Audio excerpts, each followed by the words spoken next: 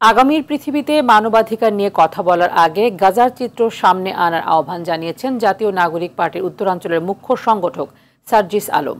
দুপুরে পঞ্চগড়ে জুলাই আন্দোলনে শহীদ সাগর রহমানের কবর জিয়ারত এবং স্বজনদের সঙ্গে সাক্ষাৎ শেষে সাংবাদিকদের কথা বলেন তিনি। এ সময় তিনি আরও বলেন, জাতিসংঘ এবং ইউনিসেফ সহ সকল মানবাধিকারের চোখ গাজায় গিয়ে তালাবদ্ধ হয়ে গেছে। গাজায় গণহত্যার রক্তের দাগ নেতানিয়াহুর হাতে আছে। এই নেতানিয়াহুকে যারা আর্থিকভাবে সহযোগিতা করেন তাদের প্রত্যেকের গায়ে রক্তের দাগ রয়েছে বলে মন্তব্য করেন সার্জিস। পুরো পৃথিবীতে মানবাধিকারের বড় বড় অনেক লেকচার দেয়, কিন্তু তাদের মানবাধিকারের চোখ বিবেক সবকিছু ওই গাজায় গিয়ে তালাবদ্ধ হয়ে যায়। আমরা তাদেরকে বলি, আগামীর পৃথিবীতে আপনারা এইসব মানবাধিকারের বিভিন্ন বয়ান দেওয়ার আগে গাজার চিত্রটা সামনে আনবেন। এটা একটা গণহত্যা। এই গণহত্যার যে রক্ত, এই রক্তের দাগ নেতানিয়াহুর হাতে আছে।